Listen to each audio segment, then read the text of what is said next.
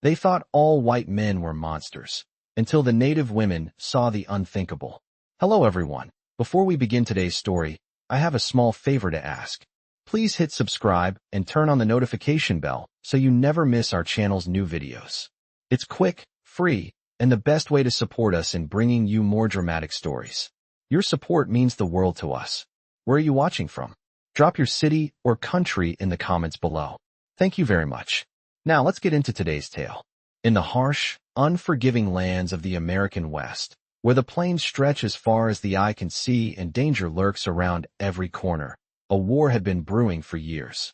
It was a war between two peoples, the native tribes, who had lived on this land for generations, and the white settlers, who arrived with promises of a new life and opportunities. To the native tribes, the white men were seen as invaders, strangers who sought to take away their homes, their land, and their way of life. The stories of cruelty and betrayal were passed down from generation to generation, and the image of the white man as a ruthless monster was ingrained in the hearts of the tribes. They had every reason to believe this. Over the years, countless massacres and broken treaties left the native people scarred and bitter. As time went on, the belief that all white men were the same, oppressors and enemies, grew stronger. But there was one man, one unexpected visitor, who was about to challenge that belief. His name was Ethan, a man who had traveled far from his homeland, a man with no desire to fight or conquer. He had been raised in a different world, one far removed from the hatred and violence that shaped the relationship between the native tribes and the settlers. Ethan came to the land in search of peace, hoping to find a way to live alongside the tribes rather than against them. But when he arrived in the valley where the native women lived, his appearance was met with suspicion and fear. The warriors, seeing him as just another white man, readied themselves for battle. The women, who had been taught to fear the white invaders, were prepared to defend their families with their lives. Ethan knew the danger he was in, but he also knew that he couldn't turn back. He had come for a purpose, and he was determined to see it through. As he walked through the village, the stares of the people followed him, their eyes filled with anger and distrust. But then, something unexpected happened. Ayana, a young woman who had grown up hearing stories of the brutality of white men, saw Ethan from a distance. Her heart raced with a mix of curiosity and caution. She had heard the rumors, the tales of the white man's cruelty, but there was something different about Ethan. He didn't carry a weapon. He didn't look like the other men she had been taught to fear. Ayana approached him cautiously, her eyes narrowing as she tried to make sense of this stranger. Ethan, sensing her presence, stopped and turned to face her. For a moment, neither of them spoke. The tension in the air was thick, and Ayana's hand instinctively reached for the knife at her side. She wasn't sure if she should trust him or if she should strike first. But then, without warning, Ethan spoke. His voice was calm, steady, and full of sincerity. "I am not here to harm you or your people," he said. "I only seek to understand, to find a way for us to live together in peace." Ayana was taken aback. No one had ever spoken to her like that. No white man had ever come to their land with such words. She had been taught to hate the settlers, to see them as nothing more than monsters. But something in Ethan's eyes told her that he was different. As she stood there, trying to decide whether to believe him, Ethan took a step closer, his hands raised in a gesture of peace. The warriors, watching from the shadows, began to stir, their grip tightening on their weapons. Ayana's heart raced, but she couldn't bring herself to order the attack. There was something about Ethan that made her hesitate, something that made her wonder if, just maybe, he wasn't the enemy they had all been taught to fear. The air was thick with tension as Ayana stood frozen, her hand still hovering near the hilt of her knife. Ethan's words hung in the air between them, his peaceful intentions so foreign to the world she had always known. The warriors, hidden among the trees and rocks, waited for her signal. The heavy weight of history pressed down on her, each story of violence and betrayal flashing through her mind. How could she believe him? How could she trust this man, a representative of the very people who had torn her world apart? But as she looked into Ethan's eyes, something strange happened. For the first time in her life, she wasn't sure. Was this man truly different, or was he just another white man with empty promises? Slowly, she lowered her hand from her weapon, her instincts warring with the truth in his gaze. Ethan stood perfectly still, his hands outstretched, waiting for her to make a choice. Ayana's heart pounded as she took a tentative step forward. "What do you want here?" she asked, her voice strong despite the uncertainty swirling inside her. Ethan let out a breath, his expression softening. "I want to help," he said simply. "I've seen enough bloodshed to last a lifetime. I don't want to fight. I want peace." Ayana was silent for a moment, studying him as if trying to decipher some hidden truth. She had heard these words before from others who had come with promises of peace, only to leave a trail of destruction in their wake. Yet, Ethan's words felt different. There was sincerity in them, a depth that she couldn't ignore. "Peace," she repeated, almost to herself. "Do you know what that means?" "Peace means our people can survive.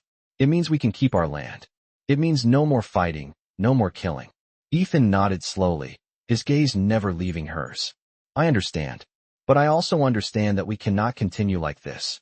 The cycle of hatred and violence only breeds more of the same. We need to break that cycle." Ayana took another step closer, now only a few feet away from him. She felt the weight of the moment pressing on her shoulders, the enormity of the choice she had to make. Her mind raced, torn between the teachings of her elders and the man before her who seemed to genuinely want peace. "And what makes you think I will trust you?" she asked, her voice sharp. "What makes you different from the others who have come before you?" Ethan's eyes softened. "I'm not asking for your trust," he said.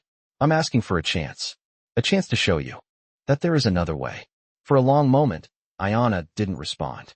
She could hear the soft rustle of the leaves in the wind, the distant cry of an eagle soaring high above.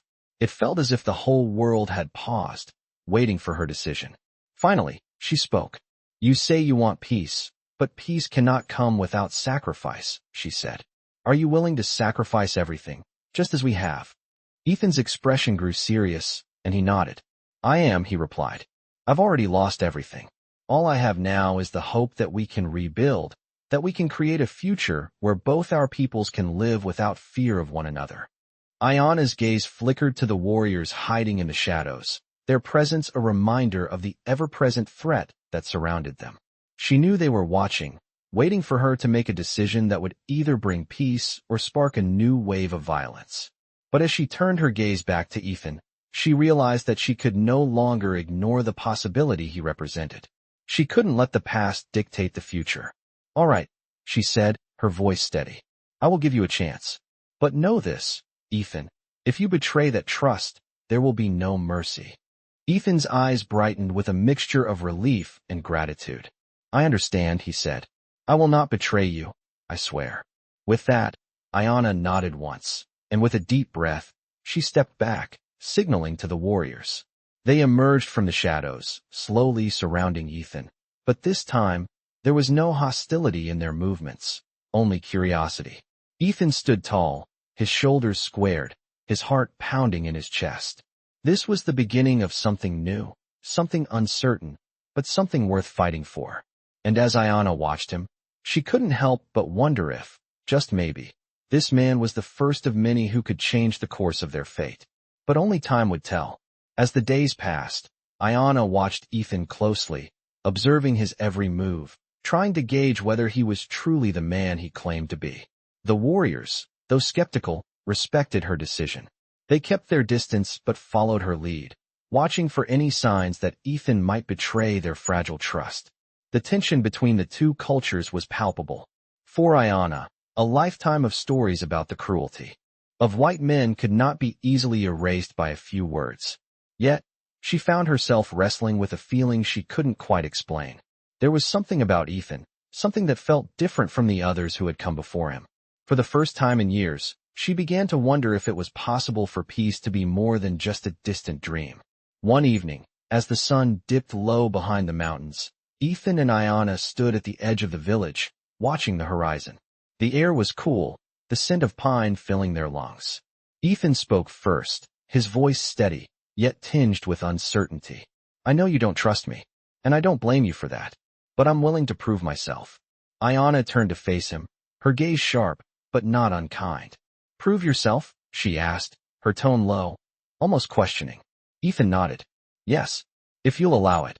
I'll help you and your people. I'll work beside you. Whatever it takes to show you I'm not like the others." Ayana studied him, her mind racing. What did he mean by that? How could he possibly prove himself after all the years of betrayal and bloodshed? She had seen enough of the world to know that people rarely changed. But there was something in his eyes, a sincerity, a quiet determination, that made her hesitate. "And what do you expect in return?" she asked, her voice still guarded. Ethan met her gaze, his expression unwavering. "Nothing, except a chance to make things right." Ayana was silent for a long moment, contemplating his words. She knew better than anyone how dangerous it could be to trust a stranger, but she also knew that sometimes the only way to move forward was to take a leap of faith. After a long pause, she nodded slowly. "All right," she said, her voice firm. "You can prove yourself. But if you fail, there will be no second chance." Ethan's face softened with relief, and for the first time, Ayana saw a genuine smile spread across his face. It was a small thing, but it was enough to make her feel, if only for a moment, that maybe, just maybe, she had made the right choice. Over the next few weeks, Ethan kept his word. He worked tirelessly, side by side with the tribe, helping to rebuild structures that had been destroyed, gathering food and supplies, and even learning the ways of the land. His hands, once soft and uncalloused from years of easy living, were now roughened by hard work. And through it all, he never asked for anything in return. He simply worked, and slowly, Ayana began to see him in a new light. Still, doubts lingered in the back of her mind. She couldn't shake the feeling that this peace was too fragile, too easily broken. And then, one day, her worst fears were realized. A group of men from a neighboring settlement arrived, their faces twisted in anger. They had heard of the cooperation between Ethan and the tribe, and they were not happy. "You've turned your backs on your people," the leader of the group shouted, pointing a finger at Ayana. "This man is a traitor. He's nothing but a liar, here to destroy what's left of our land." The warriors, who had been watching from a distance, gathered quickly, ready to defend Ayana and Ethan.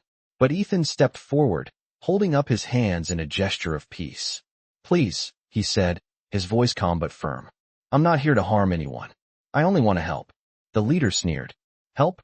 By betraying your own kind? You're nothing but a coward, hiding behind the savages."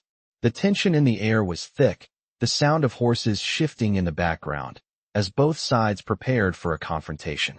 Ayana stood frozen, torn between her loyalty to her people and the man who had proven himself time and time again.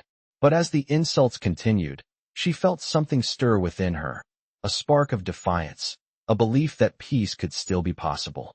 "Enough," she said, her voice cutting through the rising tension. The men fell silent, turning to face her. "This man has done nothing but work for the good of our people. If you wish to fight, then you will have to go through me first." The leader of the group scoffed, but the words hung in the air, their weight heavy with meaning. Ayana had made her choice. She had chosen to stand with Ethan, even if it meant standing alone. The men hesitated, clearly unsure of how to respond. The silence stretched, and for a moment, it felt as though the entire world had stopped. Then, slowly, the leader lowered his hand. "This isn't over," he muttered before turning and signaling to his men to leave. As they rode off, Ayana looked at Ethan, her heart pounding in her chest. "Are you sure about this?" she asked, her voice barely a whisper. Ethan nodded, his expression resolute. "I'm sure. This is just the beginning." And for the first time in a long time, Ayana allowed herself to believe that, maybe, just maybe, there was hope for a better future. As the days turned into weeks, the tensions in the valley began to settle. The peace that Ayana had fought for seemed to be within reach, but she couldn't shake the feeling that something was bound to go wrong. Ethan had kept his word, working tirelessly alongside her people, earning their respect one day at a time. Yet, in the quiet moments, Ayana found herself reflecting on everything she had been taught. The stories of betrayal, of the untrustworthy white man, were not easily forgotten. She had witnessed too much pain, too much destruction. How could she just let go of all of it, trust that Ethan truly wanted peace? One afternoon, as she walked through the camp, her thoughts interrupted by the distant sound of hooves. She turned, narrowing her eyes against the setting sun. A group of riders was approaching, but they weren't the usual faces. These men were different. There was something about their posture, their demeanor, that immediately set Ayana on edge. Her hand instinctively went to the knife at her side. Ethan, who had been nearby, noticed the shift in her stance. He approached her slowly, his eyes scanning the newcomers with suspicion.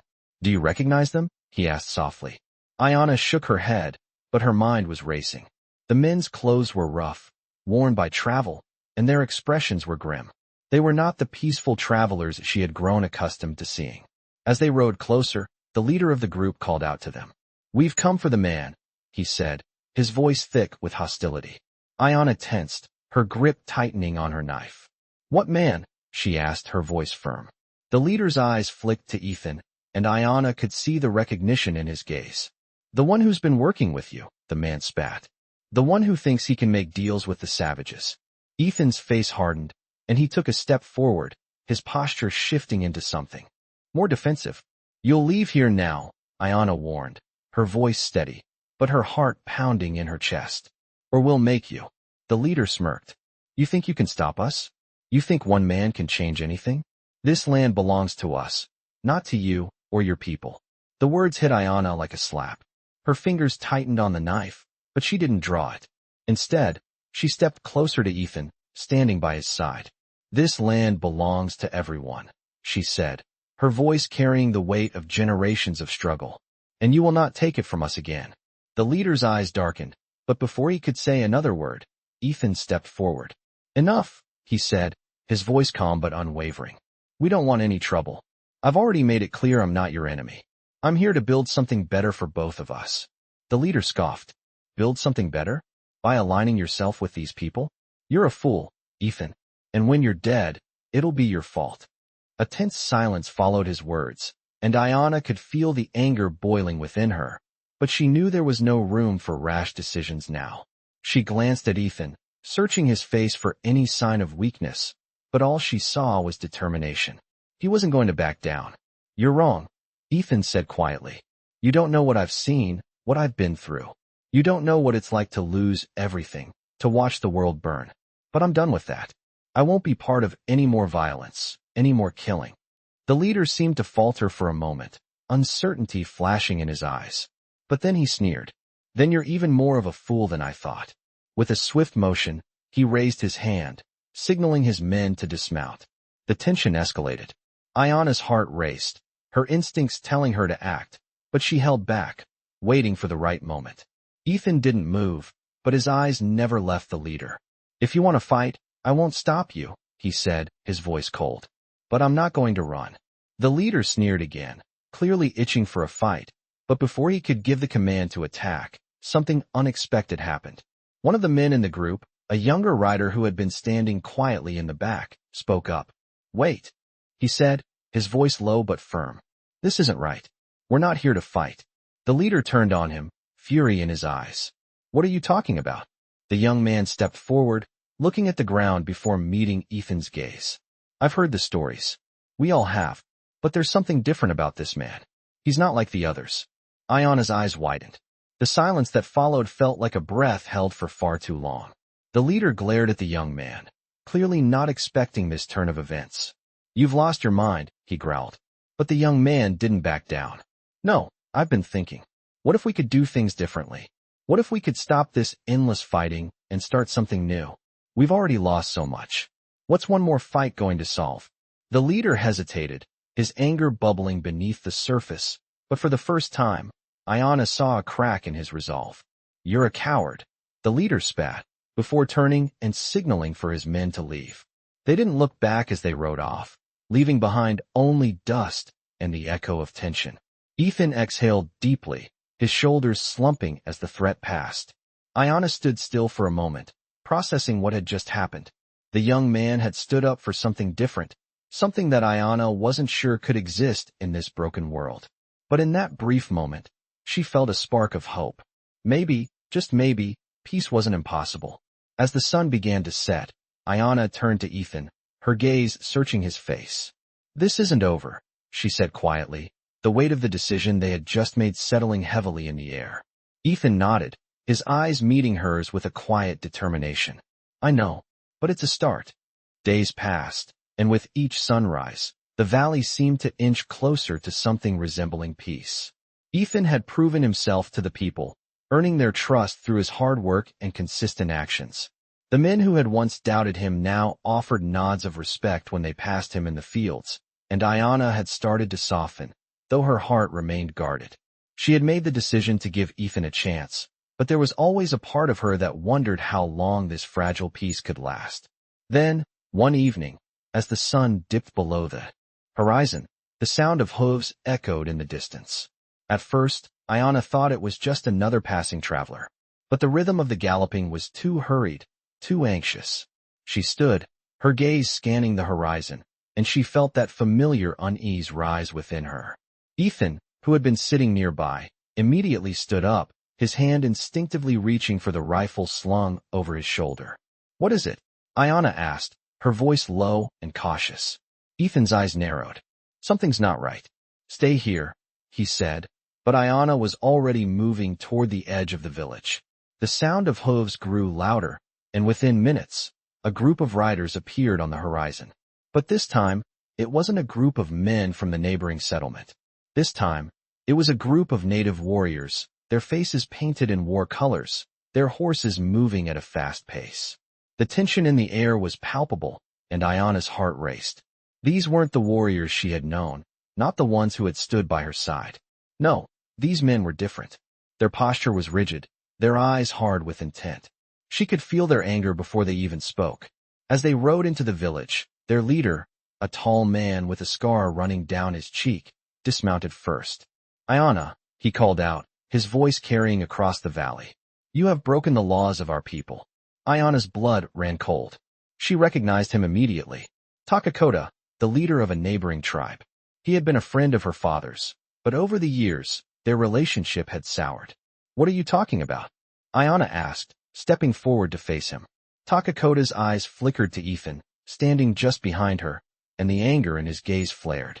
"This man," he spat, "is the reason for the weakness that has spread through our land. He brings shame to our people. And you, Ayana, have betrayed your own." Ethan stepped forward, his stance calm but firm. "I have done nothing but help," he said, his voice steady. "I don't want war. I want peace.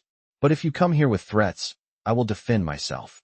Takakota's warriors moved in around them, closing off any escape. The tension was unbearable, and Ayana could feel the weight of the moment settling on her shoulders. This was it. She had a choice to make, and there was no turning back. She turned to Ethan, her mind racing. "You can't stay here," she said quietly. "This is my fight. My people will never accept you." Ethan's gaze softened, and for a brief moment, Ayana saw the conflict in his eyes. He wasn't afraid, but he understood what was at stake. "I won't leave you," he said simply, his voice unwavering. "You don't have to fight alone." Ayana's heart swelled, but she knew this wasn't a simple battle of hearts. This was a battle for survival, for the future of her people. She stepped forward, standing tall in front of the warriors. "I stand with him," she said, her voice carrying the weight of her decision. "And if you want to fight, you'll have to go through me." Takakota's eyes flashed with fury, but there was also something else there, something that Ayana couldn't quite place. "You are a fool, Ayana," he growled. "You will regret this." As he spoke, the warriors behind him shifted, preparing for an attack. But just as the tension reached its peak, something unexpected happened. A voice rang out from behind them. "Stop!" The command was sharp, and the warriors froze, their eyes darting toward the source of the voice. It was a young man, barely more than a boy, riding a horse at full gallop toward the group. "What is this madness?" the boy shouted as he approached. Takakota's gaze shifted to the young man, his expression darkening. "This doesn't concern you, Kia," Takakota said coldly. The boy dismounted and walked toward the group, his eyes scanning the faces of the warriors before settling on Ayana. "I'm not going to stand by and watch you destroy what's left of our people," Kia said, his voice strong. "This isn't the way. We've all lost enough." Takakota's anger flared again, but Kia didn't back down. "You are wrong," Kia continued, stepping closer to Takakota. "Ayana is right. There is a chance for peace. And we can't keep fighting like this." Takakota was silent for a long moment, the tension crackling in the air. Finally, he spoke, his voice low and dangerous. "You think you can change everything? You are a child." Kia's eyes burned with determination. "I'm not a child," he said firmly. "And neither is Ayana." The warriors, who had been waiting for a signal to attack, stood frozen, unsure of what to do. Takakota looked around at them, his expression darkening. The silence stretched on, and Ayana held her breath, unsure of what would happen next. Finally, Takakota spoke, his voice low and bitter. "This isn't over," he said, his eyes flickering with something more than anger. Something deeper, something rooted in the past. "We will see who the fool is." With that, Takakota turned and motioned for his warriors to follow him. As they left, Ayana let out a breath she hadn't realized she was holding. Ethan stepped closer, his hand resting gently on her shoulder. "You did it," he said softly. "You stood your ground." Ayana nodded, her heart still racing. "It's not over yet," she whispered, but a small part of her, just a tiny part, felt a glimmer of hope. Maybe peace wasn't as impossible as it had seemed. The days that followed Takakota's departure were filled with an uneasy calm. The warriors had retreated, but their words echoed in Ayana's mind. The weight of the challenge was heavier than ever. There was still so much that needed to be done to heal the rift between her people and Ethan's, yet it seemed the deeper they went, the more fragile their peace became. Ethan, however, remained steadfast, working alongside Ayana and the others without hesitation. His actions, simple but genuine, spoke louder than words. Yet, Ayana couldn't help but feel the growing pressure of the looming conflict. As the sun set one evening, casting long shadows across the valley, Ayana found herself standing at the edge of the camp, looking out at the darkening horizon. The quiet hum of the wind seemed to amplify her thoughts, each one spinning faster than the last. She didn't want to admit it, but there was a part of her that feared the worst. What if the peace they had fought so hard to build was doomed from the start? She turned to see Ethan approaching, his tired eyes reflecting the weight of the world. "You look deep in thought," he said gently, his voice carrying a warmth that somehow grounded her. Ayana offered a small smile, though it didn't reach her eyes. "Just thinking about what's to come," she replied, her voice barely a whisper. "We've made it this far, but I'm not sure how much longer we can keep this fragile peace intact." Ethan stepped closer, his gaze searching hers. "I understand your fears. Believe me, I know what it's like to feel like you're standing on the edge of everything you've worked for. But you're not alone in this. We're all in this together." Ayana looked at him, her heart racing as his words washed over her. There was so much uncertainty, so much danger lurking in the unknown, but for the first time in a long while, she felt a flicker of hope.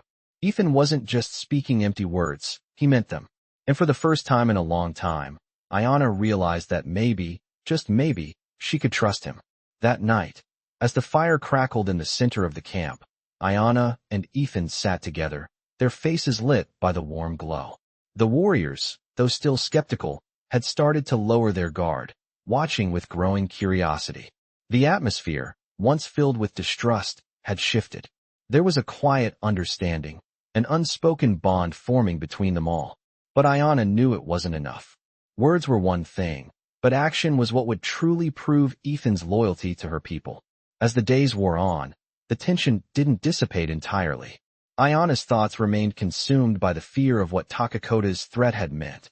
She had already seen too many lives lost to keep running from the truth. This wasn't going to be easy, and it would require everything they had. She needed to be sure that Ethan understood that.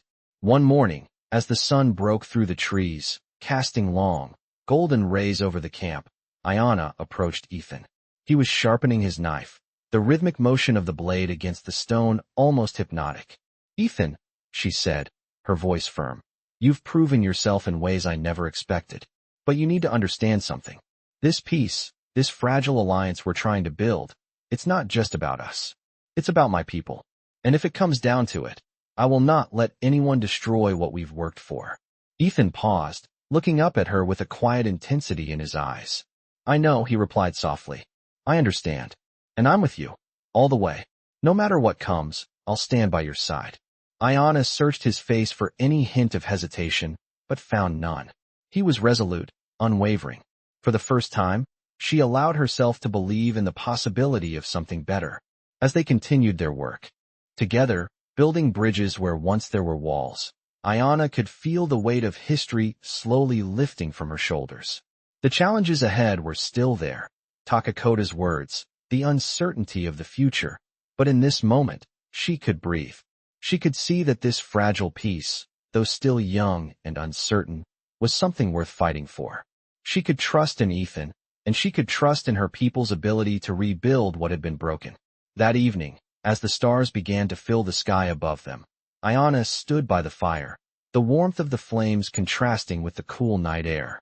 Ethan stood beside her, his presence a quiet reassurance. "We've come a long way," she said, her voice barely above a whisper. "But we still have a long way to go." Ethan nodded, his eyes never leaving hers. "We'll get there. Together." For the first time in a long time, Ayana felt a sense of peace settle in her heart. They weren't there yet, but for the first time, it felt possible. Weeks had passed since Takakota's departure, and with each passing day, the tension in the valley seemed to grow. The fragile peace that Ayana and Ethan had worked so hard to build was now at a crossroads. The warriors had started to accept Ethan, but Ayana could still feel the weight of history bearing down on her. The doubts that had once kept her awake at night began to creep back into her thoughts. What if this peace was just an illusion? What if the price they were paying for it was too high? One morning, as the sun rose over the mountains, painting the sky with streaks of orange and pink, Ayana found herself standing alone at the edge of the village. The cool morning air brushed against her skin, and the sound of the wind rustling through the trees was the only thing that broke the silence. She had always found solace in these quiet moments, but today, the weight of what lay ahead pressed heavily on her chest. She knew that the peace they had fought for was fragile. It was a delicate balance, one that could tip at any moment. She had seen it before, when people were pushed too far, when they had lost everything. They would do anything to survive, even if it meant turning against their own. As she stood there, lost in thought, Ethan appeared beside her, his presence grounding her in a way she hadn't realized she needed. "You seem far away," he said softly, his voice filled with concern. Ayana glanced at him, meeting his steady gaze. "I'm just thinking," she replied, her voice quiet. "Thinking about everything that's happened, about what we still have to face." Ethan nodded, understanding the weight of her words. "I know," he said, his tone solemn. "But we've come this far. We've shown them that we can work together, that we can build something better. We just need to keep moving forward, one step at a time." Ayana sighed, her breath visible in the cool morning air. "I want to believe that, but I don't know how much longer we can keep pretending that everything is fine. Takakota isn't the only one who disagrees with what we're doing here." Ethan's expression softened, and he placed a hand on her shoulder, offering her the comfort of his touch. "I understand," he said, "but we can't control the past. We can only shape the future. And we're doing that, together." Ayana looked out over the valley, her heart heavy with the weight of his words. She wanted to believe him, she really did, but there was so much at stake. The lives of her people, the future of their land. It all rested on the choices they made now.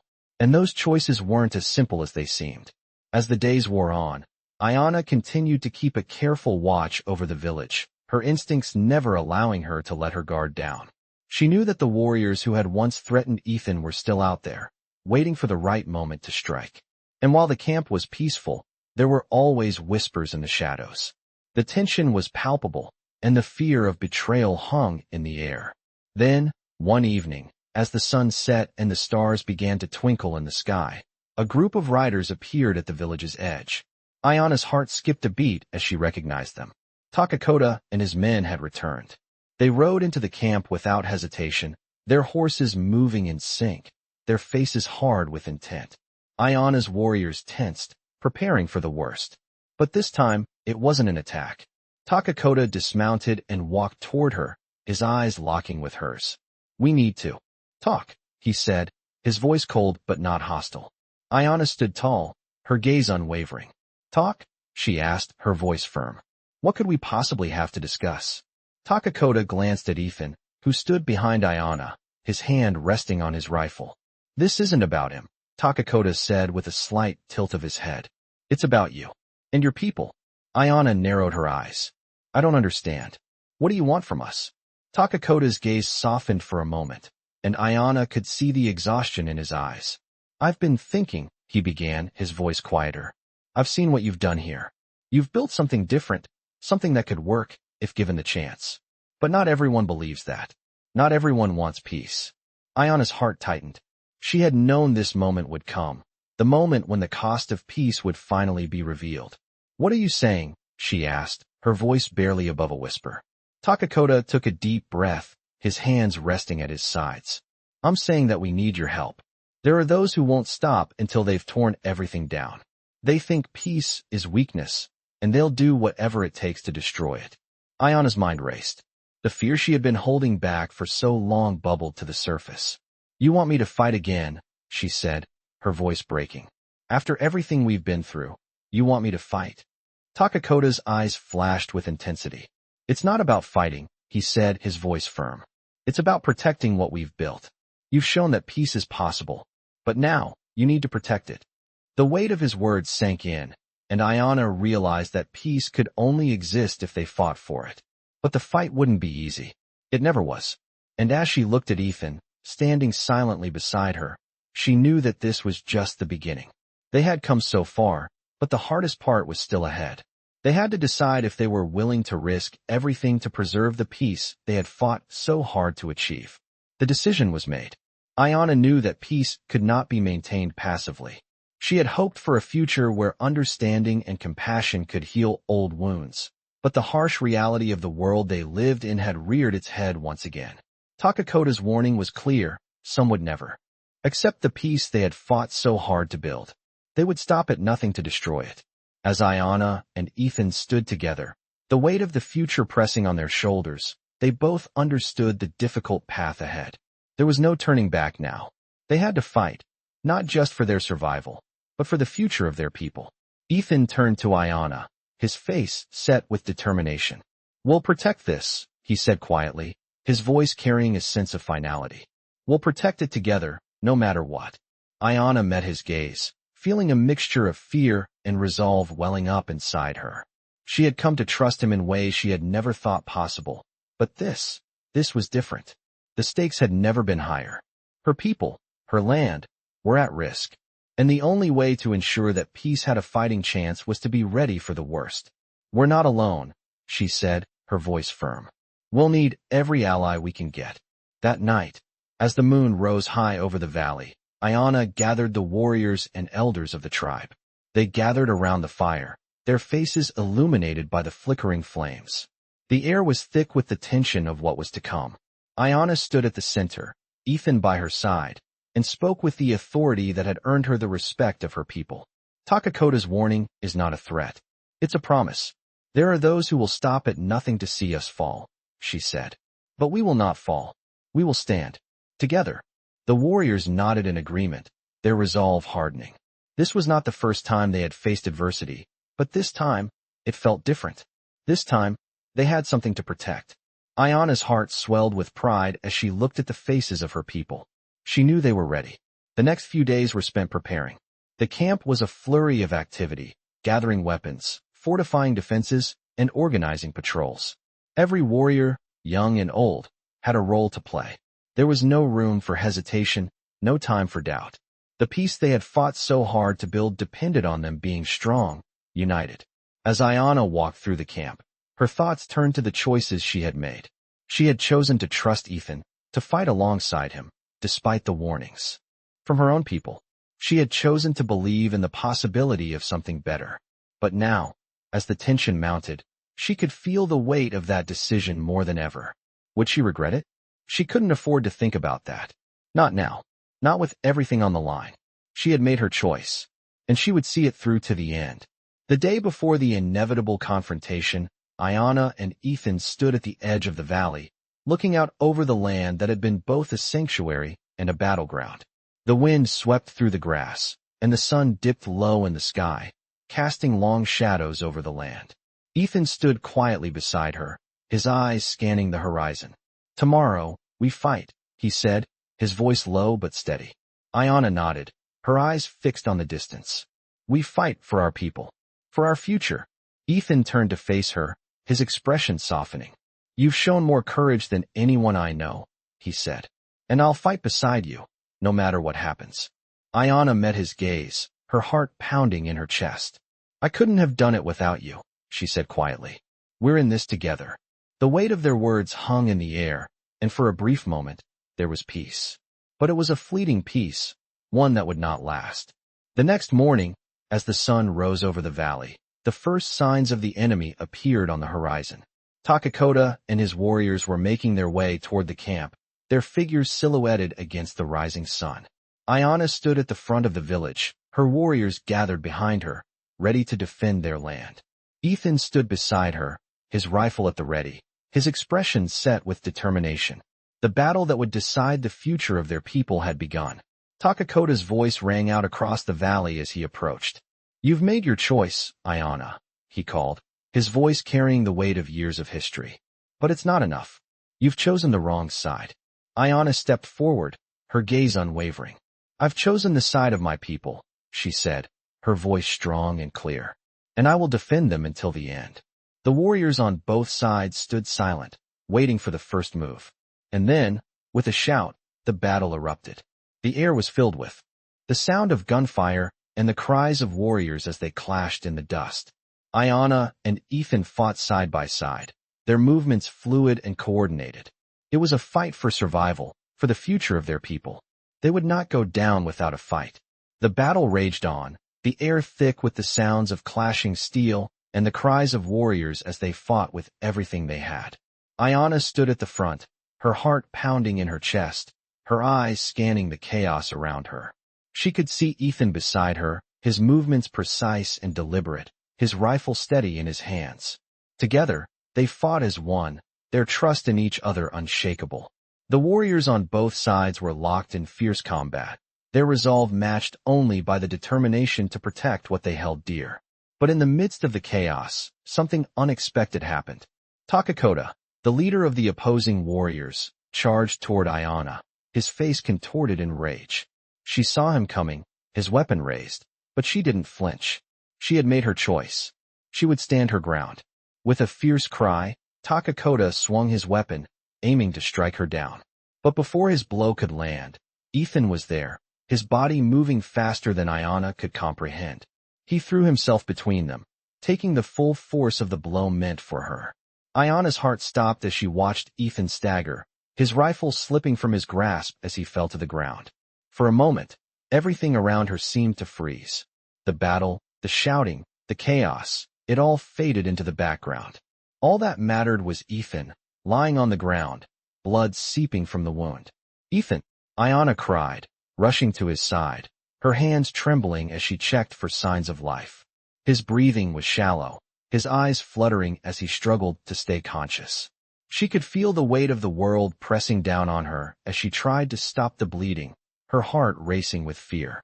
Takakota stood above them, his expression hard and unforgiving. "You've made your choice," he said, his voice cold. "But it's too late now. You've doomed yourself, Ayana." Ayana looked up at him, her face filled with determination. "I haven't doomed anyone," she said, her voice steady despite the panic that threatened to overwhelm her. "You're the one who's chosen to fight, and you're the one who's lost." Takakota's eyes narrowed, but before he could respond, a sudden movement caught his attention. One by one, the warriors on his side began to fall back, their weapons lowered, their resolve shaken by the sight of Takakota's failure. Ethan's sacrifice had turned the tide. The battle was no longer about fighting. It was about survival. As the warriors on both sides hesitated, Ayana stood, her voice ringing out across the battlefield. "This fight ends now," she shouted, her words carrying across the field. "We've lost enough. We've fought for too long. It's time to end the violence." Slowly, reluctantly, the warriors on both sides lowered their weapons, the weight of her words settling on them. Takakota glared at her, his expression one of fury and disbelief. "You think you can stop this?" he spat. "You think you can make them forget the blood that's been spilled?" Ayana met his gaze, her eyes filled with a quiet strength. "No," she said, her voice steady. "But I can choose to stop the fighting. And I can choose to build something better." With those words, the tension in the air began to shift. The warriors, once locked in a battle for survival, now stood in the shadow of something greater, something that had the power to change everything. The realization that peace was possible, that it wasn't too late to end the bloodshed, began to take root. As the last of Takakota's men turned and rode off, Ayana knelt beside Ethan, her hands still pressing against his wound, trying to stop the bleeding. His eyes fluttered open, his gaze meeting hers. "You saved them," he whispered, his voice weak but filled with gratitude. Ayana shook her head, her heart aching with the weight of what they had just been through. "No," she replied softly. "We saved each other." Ethan smiled faintly, his hand reaching out to rest on hers. "You're right," he said, his voice barely a whisper. "Together, we can do anything." As the sun set on the battlefield, casting a golden light over the land, Ayana felt a sense of peace settle over her. It wasn't the end she had expected, but it was the beginning of something new. A future where trust and hope could heal the wounds of the past. It wouldn't be easy. There would still be challenges ahead. But for the first time, Ayana believed that peace was within reach. And she would fight for it, not just for herself, but for the future of her people and the man who had stood by her side. Together, they had fought for survival. And together, they would build a future. A future where peace was no longer a dream, but a reality.